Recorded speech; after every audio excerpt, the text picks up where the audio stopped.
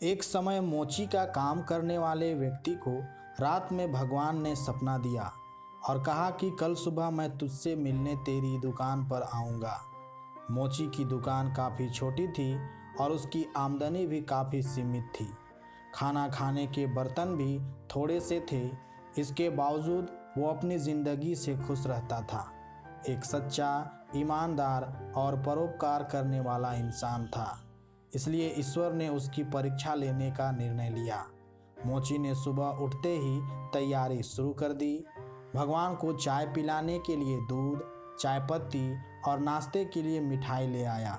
दुकान को साफ कर वह भगवान का इंतज़ार करने लगा। उस दिन सुबह से भारी बारिश हो रही थी। थोड़ी देर में उसने देखा कि एक सफाई करने वाली बारिश के पानी में भीग कर ठिठुर रही है।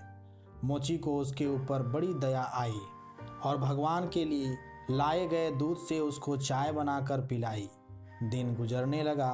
दोपहर 12 बजे एक महिला बच्चे को लेकर आई और कहा कि मेरा बच्चा भूखा है, इसलिए पीने के लिए दूध चाहिए। मोची ने सारा दूध उस बच्चे को पीने के लिए दे दिया। इस तरह से शाम के 4 बज गए। मोची दिन भर बड़ी बेसब्री से भगवान का इंतज़ार करता रहा। तभी एक बूढ़ा आदमी जो चलने से लाचार था आया और कहा कि मैं भूखा हूँ और अगर कुछ खाने को मिल जाए तो बड़ी मेहरबानी होगी। मोची ने उसकी बेबसी को समझते हुए मिठाई उसको दे दी। इस तरह से दिन बीत गया और रात हो गई। रात होते ही मोची के सब्र का बांध टूट गया और वह भगवान को उलाहना देते हुए बोला कि वाह रे भगवान, सुबह से रात कर दी मैंने तेरे इंतज़ार में, लेकिन तू वादा करने के बाद भी नहीं आया। क्या मैं गरीब ही तुझे बेवकूफ़ बनाने के लिए मिला था?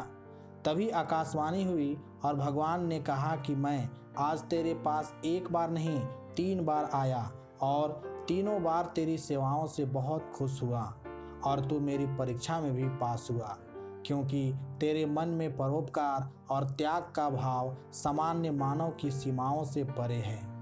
दोस्तों, इस कहानी से हमको यह शिक्षा मिलती है कि किसी भी मजबूर या ऐसा व्यक्ति जिसको आपकी मदद की ज़रूरत है, उसकी मदद ज़रूर करना चाहिए, क्योंकि शास्त्रों में कहा गया है कि नर सेवा ही नारायण सेवा है और मदद की उम्मीद रखने वाले ज़रूरतमंद और लाचार लोग धरती पर भगवान की तरह होते हैं, जिनकी सेवा से सुकून के साथ एक अलग संतुष्टि का एहसास होता है।